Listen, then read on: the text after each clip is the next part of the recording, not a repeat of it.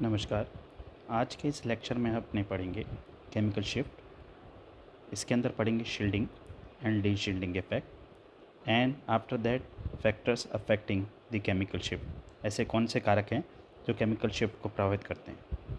उससे पहले अब तक जितने भी लेक्चर पढ़े अपनों ने उसके अंदर बेसिक को रिवाइज़ करते हैं कि जो भी एक न्यूक्लियस है और उसका ओरिएंटेशन जो है उसकी वैल्यू आती है आपके पास आई इक्वल टू हाफ। आई जो है स्पिन क्वांटम नंबर है और उसका ओरिएंटेशन जो निकाला उसकी वैल्यू निकल के आती है आपके पास आई इक्वल टू हाफ। अब इस न्यूक्लियस को मैग्नेटिक फील्ड में नहीं रखते तब तक इसकी एनर्जी बराबर रहती है। सभी न्यूक्लियस जिनको मैग्नेटिक फील्ड में नहीं रखा सबकी एनर्जी रैंडमली ओरिएंटेड रहते हैं और उनकी एनर्जी सबकी बराबर रहती है, यानी नो मैग्नेटिक फील्ड। लेकिन जैसे ही न्यूक्लियस को मैग्नेटिक फील्ड में रखते हैं तो ये कुछ न्यूक्लियस जो हैं वो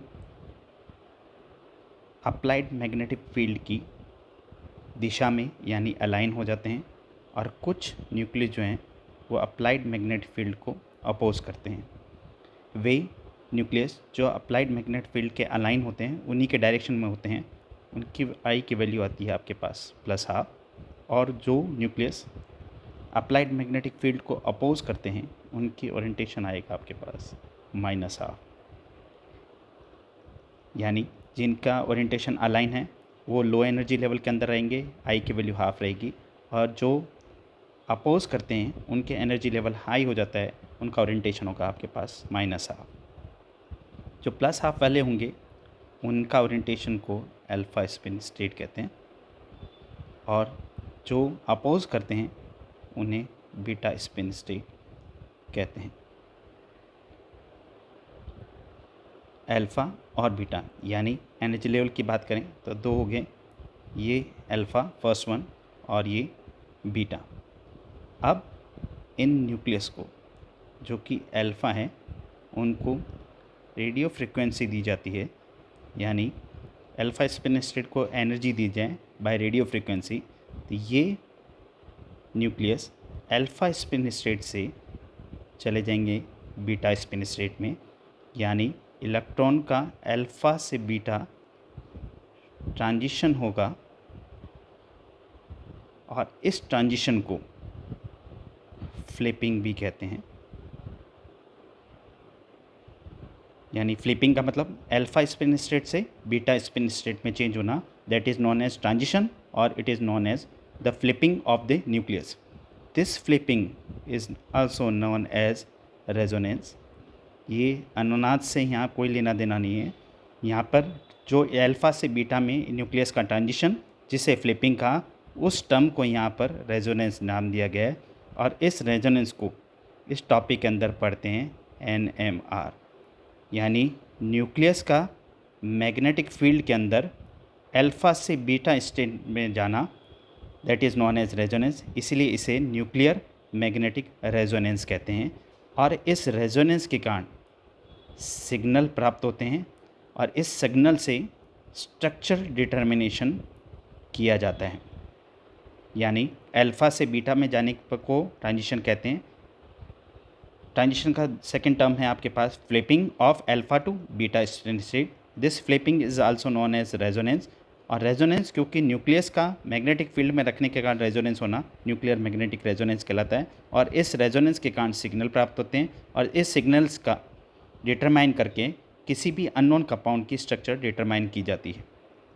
क्योंकि ये चैप्टर जो है हम पढ़ रहे हैं 1H1 का, यानी जिसे प्रोटॉन भी कहते हैं, इसलिए इस टॉपिक का नाम NMR ना पढ़ के इसको कहते हैं प्रोटॉन मैग्नेटिक रेजोनेंस। यानी इस चैप्टर का नाम PMR प्रोटॉन मैग्नेटिक रेजोनेंस है। और जब हम 13C की बात करेंगे, 13 कार्बन की बात करेंगे, तब उस जगह इस टॉपिक का नाम कार्बन मैग्नेटिक रेजोनेंस यानी CMR कहेंगे। ये बात हुई पिछले टॉपिक की, रिवाइज़ किया उसको। अब मेन टॉपिक के अंदर आएंगे आज वाले में, that is known as chemical shift. तो केमिकल शिफ्ट क्या है? The shift in the position of NMR region resulting from the shielding and de-shielding by electron is called the chemical shift. The first term use करेंगे, when a proton is present inside the magnetic field more close to an electron positive atom, more applied magnetic field is required to cause excitation. This is called shielding effect. Second topic, when a proton is present outside the magnetic field close to electronegative atom, less applied magnetic field is required to cause excitation. This is called de-shielding effect. इसको समझने के लिए, shielding और D-shielding को समझने के लिए diagram से समझेंगे. ये लाइंस जो हैं ये मैग्नेट को शो करती हैं, यानी मैग्नेटिक फील्ड को बता रही हैं. इसके 3 पोर्शन करेंगे, 3 सिस्टम के बारे में पढ़ेंगे. फर्स्ट जो सिस्टम रहेगा उसके अंदर कोई भी न्यूक्लियस है और उसका ओरिएंटेशन जो है वो रैंडमली ओरिएंटेड है. मान लेते हैं अपने इसका ओरिएंटेशन जो है इस डायरेक्शन के अंदर है जब अप्लाइड मैग्नेटिक फील्ड नहीं लग गया है. ये कंडीशन रखिए आपके पास. ए प्रोटॉन यानी न्यूक्लियस जो है बिना अप्लाइड मैग्नेटिक फील्ड है और उसका ओरिएंटेशन आपके पास ये वाला है. ये पोजीशन ये रहेगी. सेकंड पोजीशन कंडीशन रहेगी आपके पास बी, व्हेन वी अप्लाई यानी अप्लाइड मैग्नेटिक फील्ड. जब हम मैग्नेटिक फील्ड को अप्लाइड करते हैं तब इसका ओरिएंटेशन जो है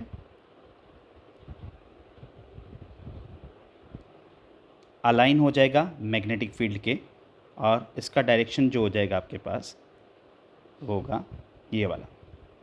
यानी इस कंडीशन के अंदर देखें ये जो प्रोटॉन है ये अलाइन है अप्लाइड मैग्नेटिक फील्ड के.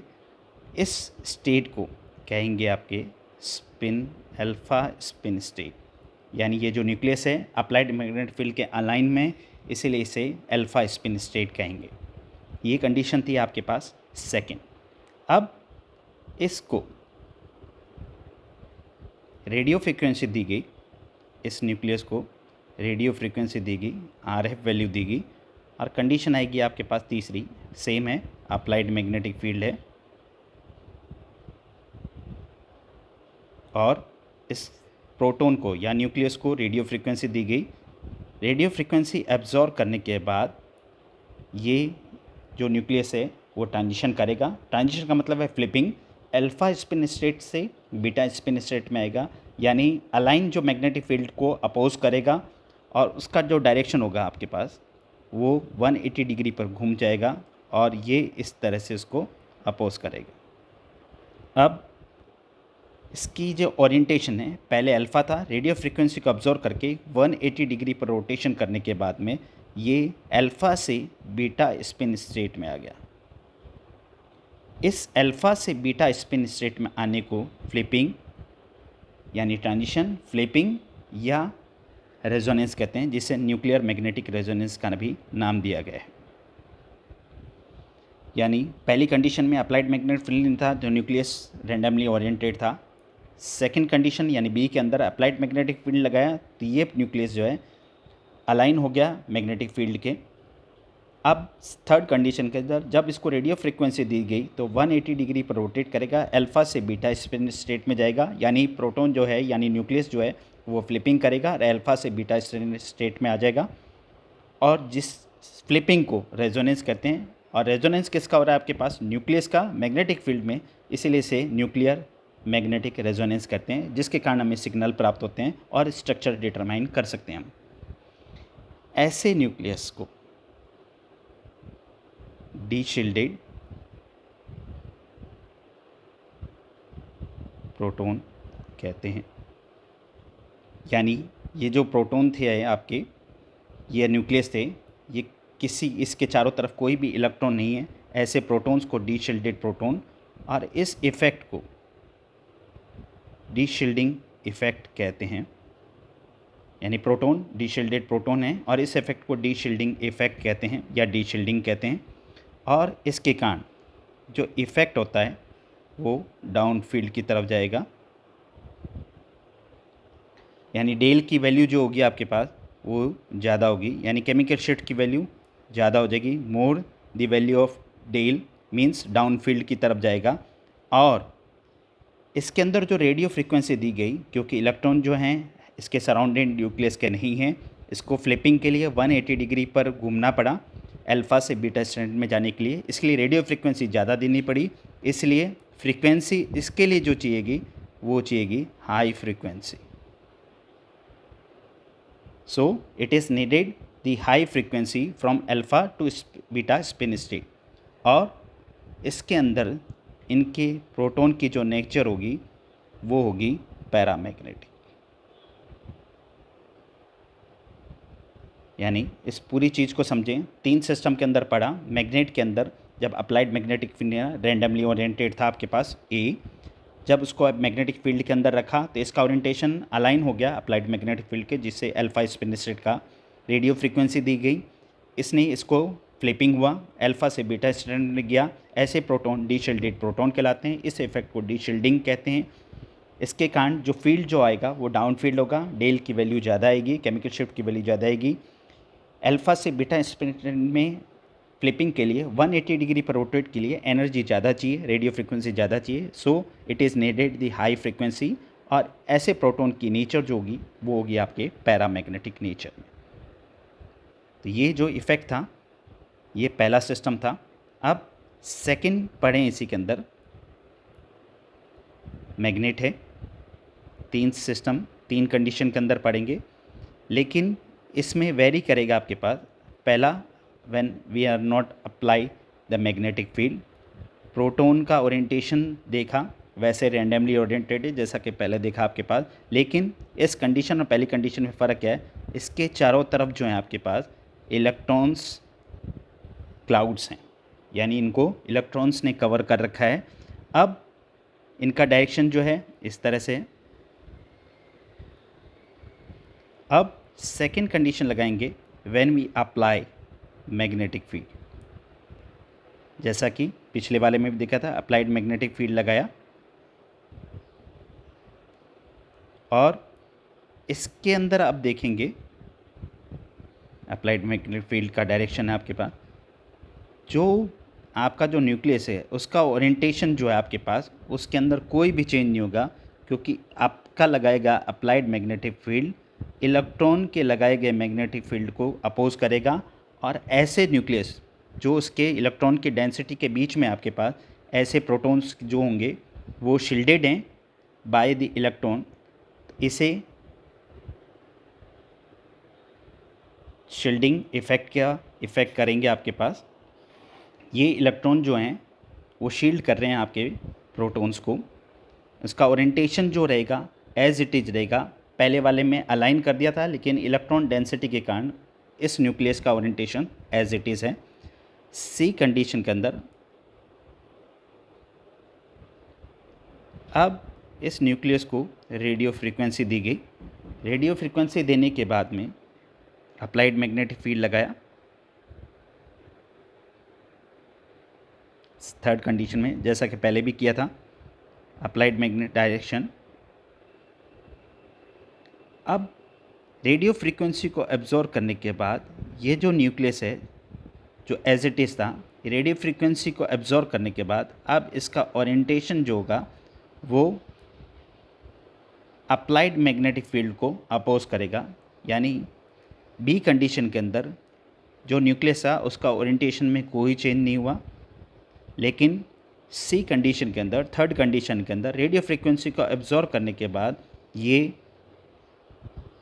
अप्लाइड मैग्नेटिक फील्ड को अपोज करेगा। यानी ये अब जो है वो बीटा स्पिन स्टेट में चला गया।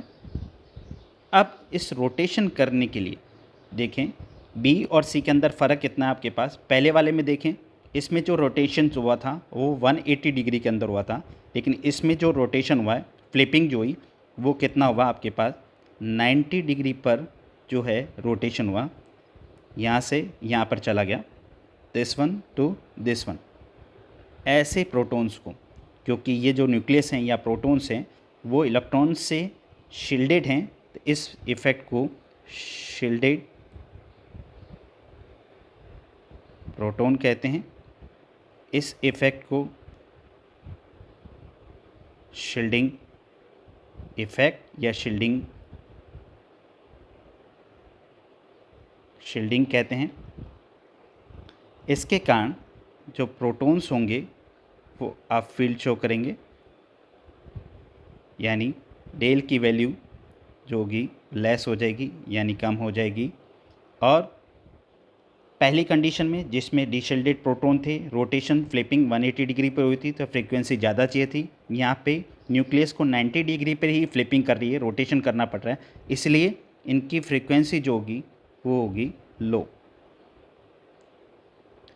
और ऐसे प्रोटॉन्स की नेचर कैसे रहेगी? डायमैग्नेटिक। यानी फर्स्ट वाले में देखें डीशिल्डेड प्रोटॉन थी, डीशिल्डिंग इफेक्ट कहते हैं, डाउन फील्ड के अंदर थे, डेल की वैल्यू ज़्यादा थी, हाई फ्रीक्वेंसी नीडेड था और इनकी नेचर कैसे थी? पैरामैग्नेटिक। सेकंड कंडीशन के अंदर न्यूक्लियस जो था शील्डेड था by the electron, so it is known as shielded proton, shielding effect कहते हैं।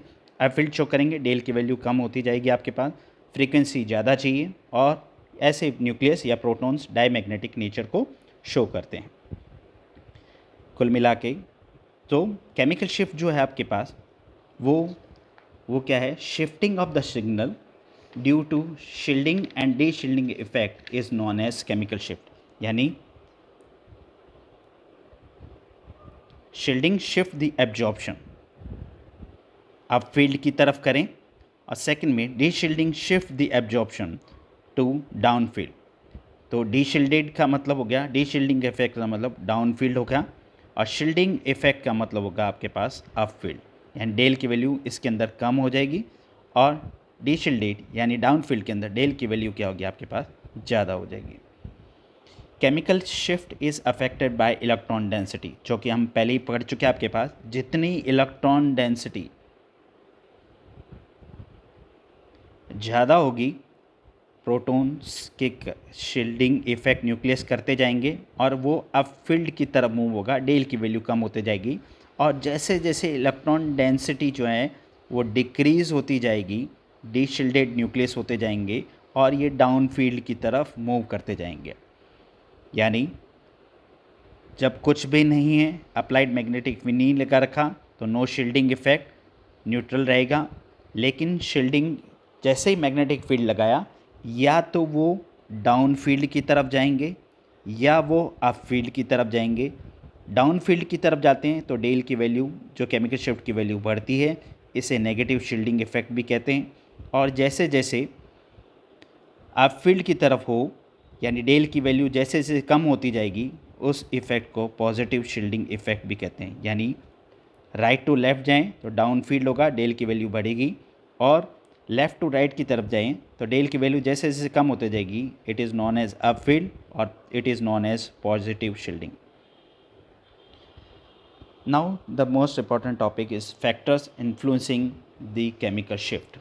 वो क्या कारण है जिनके कारण केमिकल शिफ्ट प्रभावित होता है आपके पास?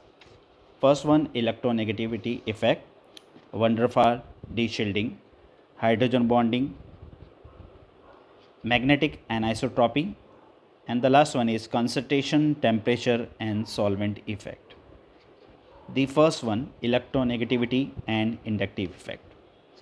The proton is said to be de-shielded if it attached with an electronegative atom or group. Greater the electronegativity of atom, greater the de-shielding effect caused to a proton. If that de-shielding is more, then the Dale value is also more. यानी किसी atom या किसी compound के साथ इलेक्ट्रोनेगेटिवेटेड atom या group जोड़ा हुआ है, तो उसके कारण इलेक्ट्रॉन डेंसिटी उस इलेक्ट्रोनेगेटिव एटम की तरफ मूव कर जाएगी, और वो जो प्रोटॉन होगा वो इलेक्ट्रॉन डेंसिटी कम होने के कारण डीशील्डिंग इफेक्ट शो करेंगे, उसके कारण डेल की वैल्यू कम होती जाएगी, डेल की वैल्यू बढ़ेगी। Next one, electronegative atom likes halogen, oxygen, nitrogen deshield the protons. Electronegative atoms जैसे हेलोजन्स हैं, ऑक्सीजन्स हैं और नाइट्रोजन के कारण डीशील्डिंग इफेक्ट जो होगा और डेल की वैल्यू इंक्रीज होता जाएगी। Therefore the absorption occurs down field होगा, डेल की वैल्यू इंक्रीज होगी। For example first one, CH3F, CH3Cl, CH3Br और CH3I। F की इलेक्ट्रोनेगेटिविटी सबसे ज़्यादा, फिर उससे कम क्लोरीन, फिर ब्रोमीन और आयोडीन। F की इलेक्ट्रोनेगेटिविटी ज़्यादा होने के कारण इसका केमिकल शिफ्ट डाउन फील्ड के अंदर होगा और डेल की वैल्यू सबसे ज़्यादा होगी 4.26। सेकेंड वन, क्लोरीन की फ्लोरीन से इलेक्ट्रोनेगेटिविटी कम, इसलिए डेल की वैल्यू 3.05। Br की उससे कम 2.68 and the last one CH3I, इसकी केमिकल शिफ्ट की value 2.16। Inductive effect, plus I effect and minus I effect. An electron withdrawing group is able to reduce electron density. जैसे electron withdrawing group जुड़ेगा, electron density कम हो जाएगी, protons open हो जाएंगे, applied magnetic field आसानी से उनके ऊपर पहुंच पाएगा और फ्लिपिंग आसानी से होगी, तो डी शेल्डेड होगा, डाउन फील्ड में होगा, शो करेंगे। An electron releasing group increase the electron density. Electron releasing group अगर जुड़ जाते हैं तो इलेक्ट्रॉन डेंसिटी इंक्रीज होगी, प्रोटॉन्स शील्डेड होते जाएंगे और वो अपफील्ड शो करेंगे। Next is hydrogen bonding. When hydrogen atoms exhibit property of hydrogen bonding in a compound which absorbs at a low field in comparison to the one which does not show hydrogen bonding. Hydrogen bonded proton being attached a highly electronegative atom, यानी hydrogen bonded में जो भी protons जुड़े होंगे high electron negative atom से जुड़े होंगे, which have smaller electron density around 8, यानी उन प्रोटॉन पे इलेक्ट्रॉन डेंसिटी, इलेक्ट्रॉन नेगेटिविटी जो ऊपर पड़ चुके हैं कम हो जाएगी आपके पास। इलेक्ट्रॉन डेंसिटी कम होने के कारण proton less shielded, resonance will occur to down field and down field shift depend upon the strength of hydrogen bonding. Electronegative atom कितने जुड़े में हैं, इलेक्ट्रॉन डेंसिटी मूव कर जाएगी इलेक्ट्रॉन नेगेटिव एटम की तरफ और प्रोटॉन्स डीशील्डेड होंगे, डाउन फील्ड शो करेंगे। Next one, intramolecular and intermolecular hydrogen bonding can be easily distinguish as the latter does not show any shift in absorption due to change in concentration. यानी intramolecular जो है concentration dependent है आपके पास। Intermolecular hydrogen bonding में higher concentration of OH and NH लगा दें तो हायर इंटरमोलिकुलर हाइड्रोजन बॉन्डिंग होगी, तो प्रोटॉन डीशील्डिंग इफेक्ट शो करेंगे और ग्रेटर डेल वैल्यू इनकी हो जाएगी। लेकिन इंट्रामोलिकुलर हाइड्रोजन बॉन्डिंग के अंदर it does not depend on the concentration, यानी ये कंसंट्रेशन पर डिपेंड नहीं करते हैं।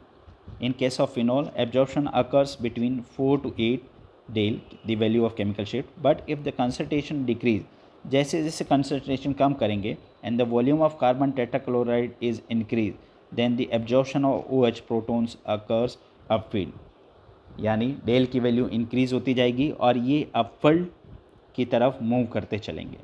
Exchangeable hydrogen protons that exhibit the hydrogen bonding, hydroxyl or amino proton, shows resonance over a wide range. These protons are usually found to attach a heteroatoms. For example, इसमें देखें acids, phenols, alcohol, amines, amides and इनॉल्स की अगर बात करें तो उनकी value जितनी रहेगी 10.5, फिनॉल्स की 4 to 7, एल्कोहल की 0.5 to 5, amines 0.5 to 5, amides 5 to 8 and इनॉल्स more than 50. Next one is magnetic anisotropy. Circulation of electron, especially the pi electrons nearby the nuclei, generates an induced field which can either oppose or reinforce the applied field or protons, depending upon the location of proton space occupied by the protons. Magnetic anisotropy का मतलब protons की जो space के अंदर position क्या है उसके आधार पर प्रोटॉन्स जो होंगे शील्डेड या डीशील्डेड होंगे। जैसा कि alkynes shows shielding occurs, but in the case of alkenes, benzene, aldehyde shows the deshielding effect. Space के अंदर प्रोटॉन की पोजीशन के आधार पर एल्काइंस शील्डिंग इफेक्ट शो करते हैं, बल्कि एल्कीन्स, बेंजीन, एल्डिहाइड जो हैं डीशील्डिंग इफेक्ट शो करते हैं और इन्हें एनिसोट्रॉपिक या स्पेस इफेक्ट कहलाता है। फॉर एग्जांपल, पहला शील्डिंग इन एल्काइंस।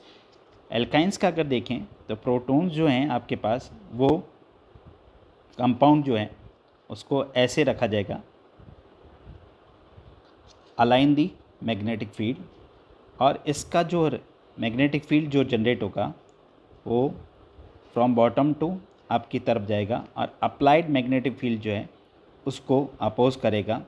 इसके कारण प्रोटॉन जो हैं वो इस इलेक्ट्रॉन की मैग्नेटिक फील्ड को अपोज करने के कारण प्रोटॉन जो हैंगे वो शील्डिंग इफेक्ट शो करेंगे in alkynes. Second is D shielding.